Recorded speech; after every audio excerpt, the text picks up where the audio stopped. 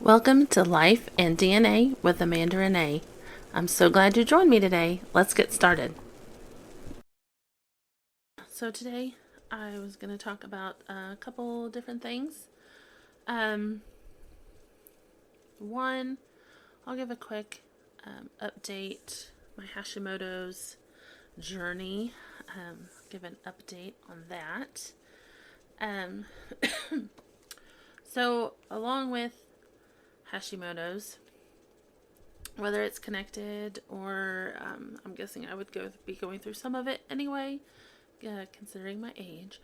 But my hormones are kind of out of whack. I don't really know what they're doing. I am finally able to do the cycle mapping testing, and just kind of a heads up warning, I will probably be going TMI in this episode. So if you're a man and you don't want to hear about female issues, you might want to quit listening. Unless you want to understand your wife better or girlfriend better, then yeah. Or if you're, you know, really don't like hearing TMI from strangers, then you might want to bow out now. But yeah. So I have, up until a few months ago, I had been on a norethindrone, which makes you stop having periods. I had been on that 4 or 5 years, and I knew I was hovering around the 5 year mark, and that kind of scared me, because anytime you're taking synthetic hormone pills like that, it makes your risk for breast cancer go up if you've been on it for 5 or more years. And so I really wanted to get off of that. I went on it because my periods were so heavy that I was becoming dangerously anemic. My doctor said if my numbers would have been even just a fraction lower than what they were, she was going to send me over for a blood transfusion. I mean, that's how bad it was. I was about 20 pounds heavier than I am now, just in water and inflammation weight, because my body was holding on to literally everything I would eat. Pickles and olives by the bowl full, multiple times a day, at least, definitely every night. My theory, I'm not a doctor, but my theory is that my body knew how much blood I was losing, and I didn't. And I never drink enough water. I am working on that, but I haven't ever drinking enough water. And I think that my body was like craving salt so bad so that it could, I don't know, hold on to everything and kind of maximize the water that I was giving myself. And so yeah, I was I'm even puffier than I am now. And you know, this is thanks to the autoimmune condition and hormones being out of balance. But it was even worse than it is right now, and that was because I was anemic. As soon as I got that under control, I dropped that 20 pounds. And I know it took a while because I don't really remember how I did it. I just know that once I got the anemia under control, my periods stopped, that things kind of started leveling down a little bit. That was between 2018 and 2020 that all of that happened. They first tried putting me on progesterone. While that helped with some of my symptoms and may have helped me lose some of that weight, I tend to lose weight better if I have my progesterone up. it did not stop my periods, and so I had to go on the norethindrone. So that's the backstory on that. Then it was after that I realized I had Hashimoto's and the thyroid issues, and been on that whole journey. So this year I decided that medication was scaring me. I didn't want to stay on it too long. I'd been researching and learning about hormones between listening to the Trim Healthy Mama ladies and Dr. Heather Stone. I listened to her masterclass on hormones, and so I learned a lot. I knew I needed to get mine tested. So my gynecologist said to get off of it, be off of it 4 or 5 weeks, and I'll test your hormones. Well, she tested just the basics, and not at all everything I needed tested. And when she told me 4 or 5 weeks, I went in on a bad week, because it was like the last day of my period, I think. And so your hormones are bottomed out anyway, so it wasn't a good fit. So she suggested a test that I had wanted to take, and I had been saving up my money to take, because anytime you test outside of the box with the medical system, insurance isn't going to pay for what the testing you really need that's really going to help you. A lot of times insurance won't pay for that. So she was kind of hesitant to bring it up, because she didn't realize, I'm fully on board with this, and I've been saving up for this. And so when she suggested the cycle map test, I was totally on board with that. Let's see, I'll get the box and I'll show you.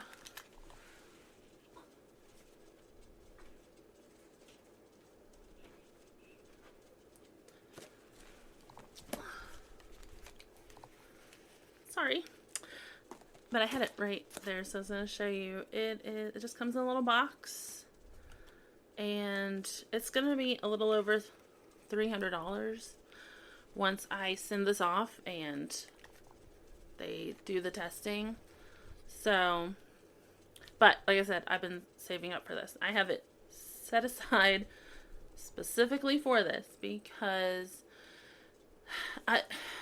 and the sad thing is, and this just is a tangent, but I'm so frustrated with the medical system. Like, it is extremely exasperating, because they don't do the testing you really need done. So they waste your time, your doctor's time, and the money that you're spending on it.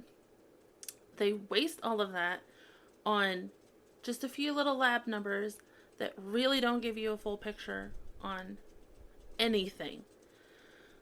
I mean, sorry, I will get really upset if I keep talking about that, but it is exasperating. I mean, it's bad. So, she only tested a few things. They came back really low, but again, given where I was in my cycle, we don't know if that's because I just am low, or if it was just that day. I can tell you by how I feel and my symptoms that I know my hormones are out of whack, like bad. So I did that. She gave me the cycle mapping test, and then my body decided to skip a period. I think I may have skipped 2. I went 2 months with nothing. And then last week, right before I go on a big trip, boom, it shows up. And I'm thinking, okay, it'll be like when I first got off the pill, the period I had was pretty light. Lighter than I was even used to getting off before I started taking the pill. So I was like, oh, okay, well, hopefully it'll be like that. No. Oh my gosh, it was so bad. Um, I did not pack anywhere near enough things that I needed. No, it was bad. Like, and again, here's a TMI for you. But I'm going to say it anyway. But we got out of the truck when we got to my cousin's house. And when I got out of the truck and stood up, I knew it wasn't good. It was just like, every time I would sit down and stand back up. So they did this for about 2.5 days while we were there. And like, when you're at someone else's house, like, that's, and you're trying to go out and do fun things, like, that is the worst. So yeah, every time I would stand up after sitting down, and then if I was standing a long period of time, it would just happen, but it would just be like gushing out. At least that's what it would feel like. And then I would have to, change things. But it was also our anniversary when we went down there, and we were going to go out, and I was going to wear a cute dress and everything. Thankfully I still got to wear the dress, but it wasn't like, ooh, being sexy. It wasn't anything like that. Oh, it was awful. My poor husband. I felt so bad. Not that I can control it, but it was awful. But thankfully, that is past, and I got through it. But even though it's embarrassing to talk about things like that, I wanted to say it because I put this out there for a few reasons. One, so if anyone else is going through it, you don't have to feel alone, because I have felt like that about some of this. Sorry. Just because, I don't really have close people that are going through the same thing. All of my sisters have hormone issues and issues with their periods and things like that. I do have a support system as far as that goes, but the Hashimoto's thing and all of the struggles with that,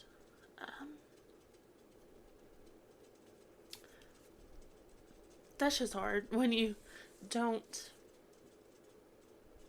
I don't know, you don't have anybody else going through it. So sorry again, the hormones, I don't know why I'm even crying. Sorry. See what I told you? They're crazy. Sorry. But yeah, I wanted to talk about it in depth, totally honest, just because it isn't easy to go through it when, you don't have anybody that feels it too. The people I talk to about it, they're good, and, they listen, and they're sympathetic, but it's just a little different when you've gone through it yourself. Oh, sorry guys. It is because it is such a roller coaster. But, so yeah, if anybody else is struggling, I hear you. I get you. I understand. And for anybody that was like newly diagnosed with Hashimoto's, trust me, I am sorry. I feel for you. It's a struggle. And I don't even have it. I don't have it as bad as I did when I first started, and I don't have it as bad as some people, and I'm thankful for that. But yeah, I just wanted to be honest because not everyone understands, because you don't look sick.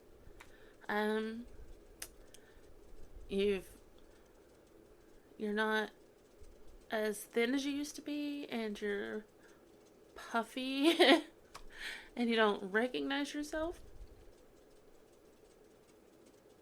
but you don't look sick. So yeah, Sorry. So it's just hard to explain to people. No one understands why you are so tired all the time, or emotional all the time. Sorry. Anyway. So that's why I'm willing to, give you too much information, and just in case it helps anyone else, realize that, like, you're not going crazy, and, hopefully my journey will help let someone know that, if I can get it figured out, hopefully you'll get it figured out, and hopefully you can figure it out along with me. So yeah, so back to the cycle mapping, but it's from ZRT Labs, and I have to. It's urine samples, and I have to do it every other day, and so I won't even be able to send this off for a month. You do it the whole month from day 7 of your cycle all the way. I think they give you 15 cards. You're supposed to go till you start again. Given the fact that I had one period and then skipped 2, I don't know if I'll do that. They said that if you don't, just go ahead and use up all the cards and then send it in. So that'll tell them where my hormones are throughout the whole month, because of course your hormones are supposed to fluctuate up and down depending on where you are in your cycle, and I don't think that mine are hitting the levels that they should. I realize, given my age, it very well could be perimenopause. It could even be beginnings of menopause. I don't know. So this test should be able to tell my doctor that, and then I can start getting the hormone therapy that I need to get, because I know I need some. Obviously, if I start crying at just talking about that, that's pretty bad. So yeah, I've just started doing the samples. You do them every other day, and so I've still got a ways to go, and then it'll take extra time to get the results back. She said it's not like a 2-week process like with normal testing, because there's so much to test. So I'm guessing a month to 6 weeks. So I'm looking at mid-summer, probably middle of summer, before I even get results back and know what I'm doing. Now, she has given me a prescription for progesterone, like the same one I used to take. And I think that'll help with some of the symptoms that I have. Hopefully that can help me, release some of the weight also. Another thing that I'm doing, and don't think that I take it lightly at all. I did a lot of studying. I've been praying about this and researching it.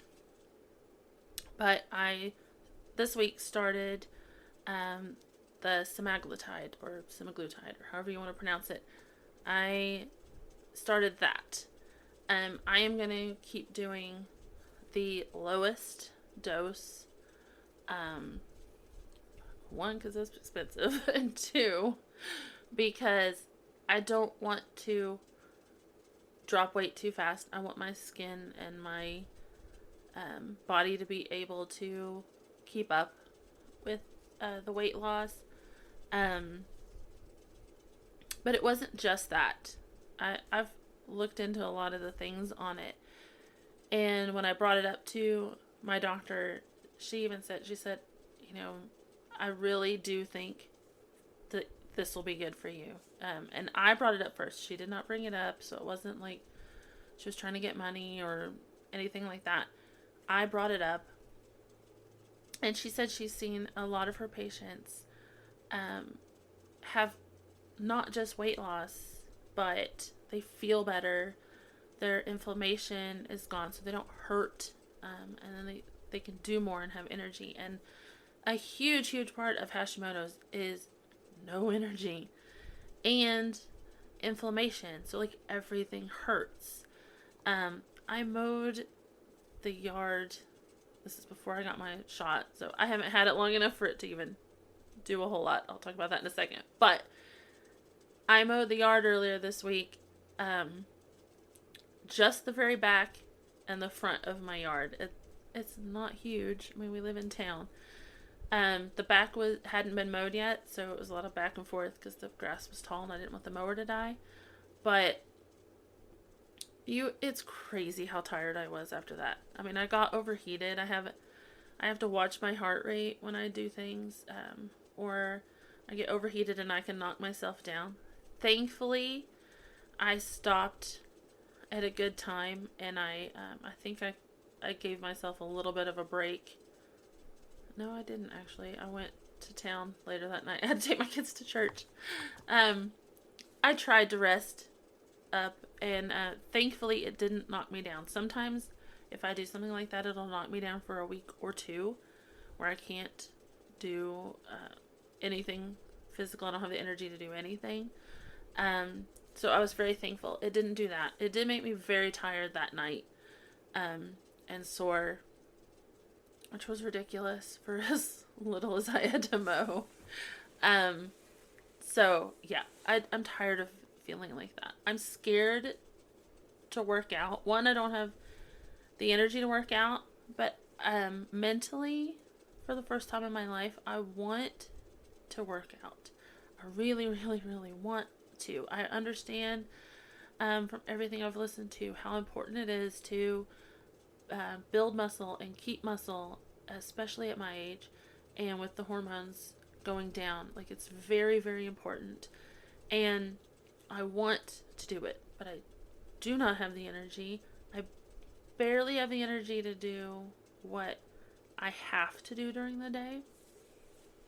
Anything extra is a lot for me, and I can do it sometimes, but I have to give myself a day, like where I don't do as much, or I rest that evening or something, because I've just learned to build that into my schedule, into my day, give myself a little time, do stuff a little slower, don't be so demanding of myself, because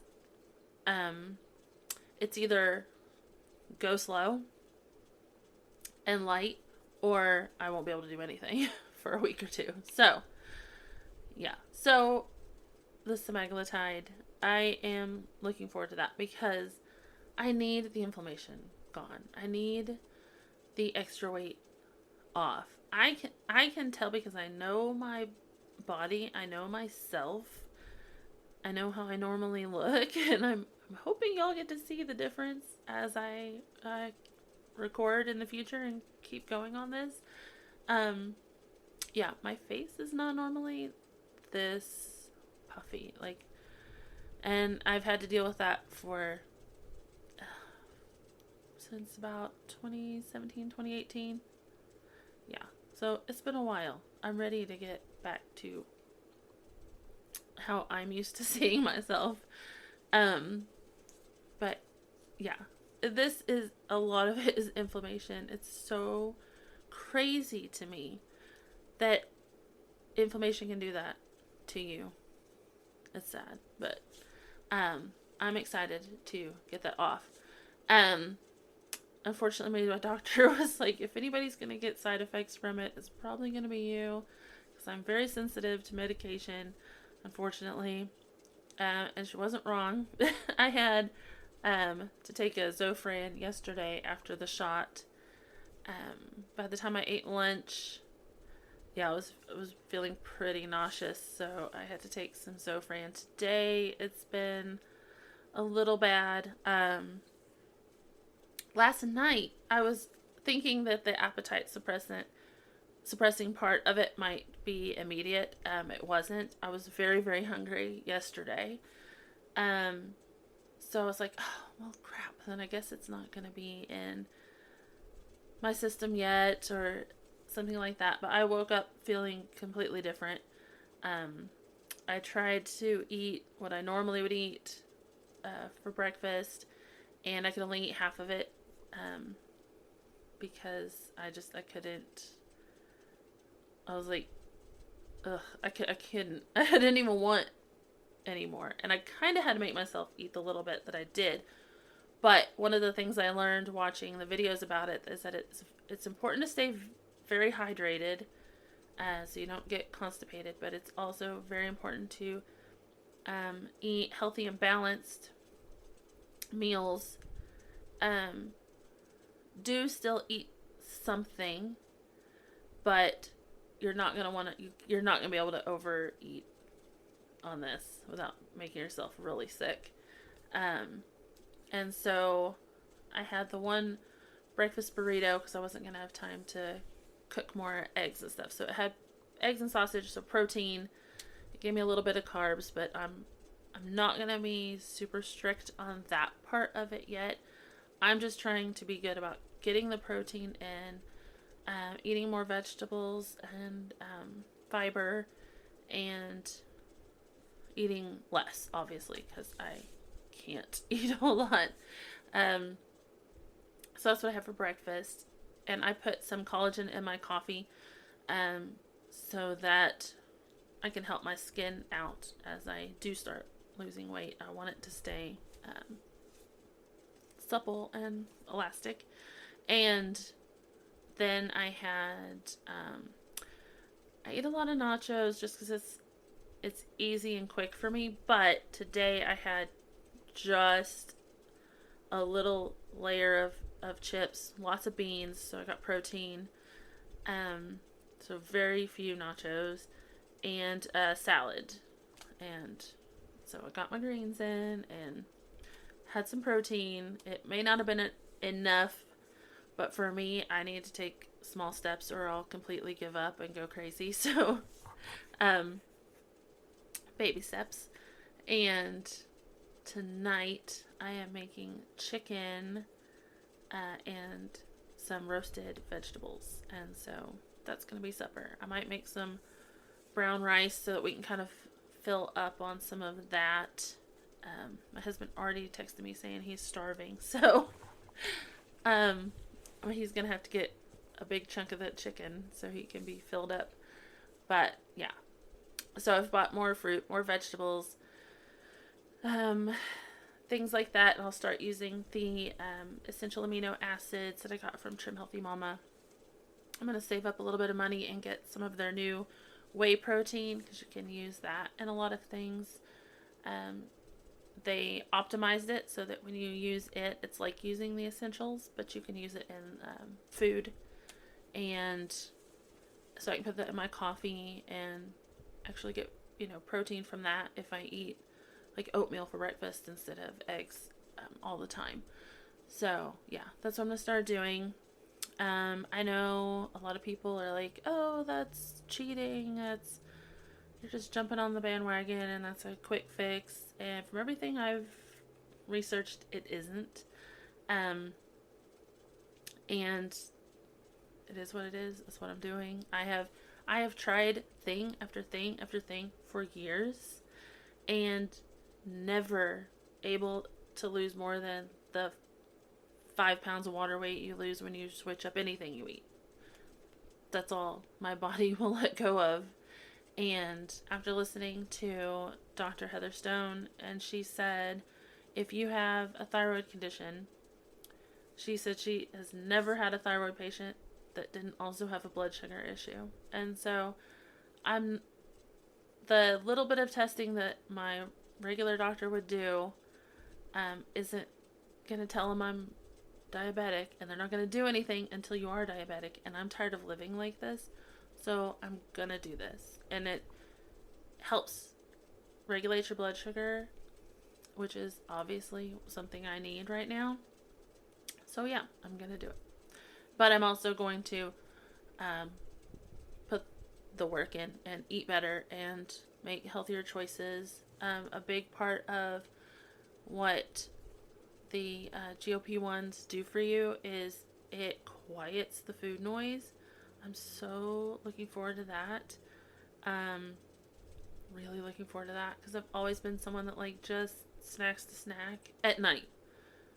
I can hardly eat anything during the day, but at night, right before bed, it's almost like that's just what I do. And so I'm really excited about that. And then I can make wise choices because I'm not craving junk.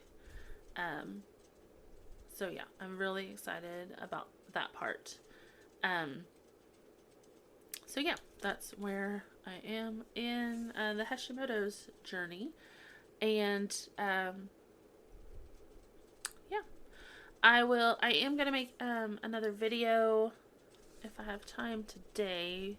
So if you see me in the same outfit for a few videos, that's all it is I had a little extra time today. So I'm going to try to bank a couple episodes because I hadn't had any in the past 2 weeks.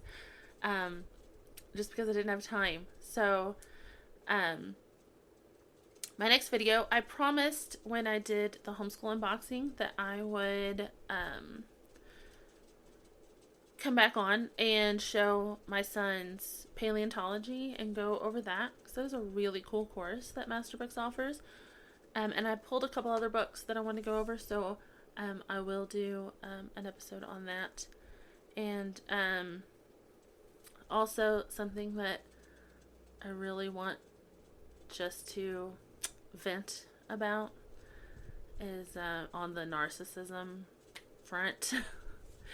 So I'll probably be having a video about that soon too. But thank you for joining me today. Sorry about the tears. Again, hormones are crazy. I can't help it sometimes. Yeah. But I hope you join me back here next week. Thank you for joining me today on Life and DNA with Amanda Renee. Come back next week and I'll have a new episode for you. Talk to you later. Bye.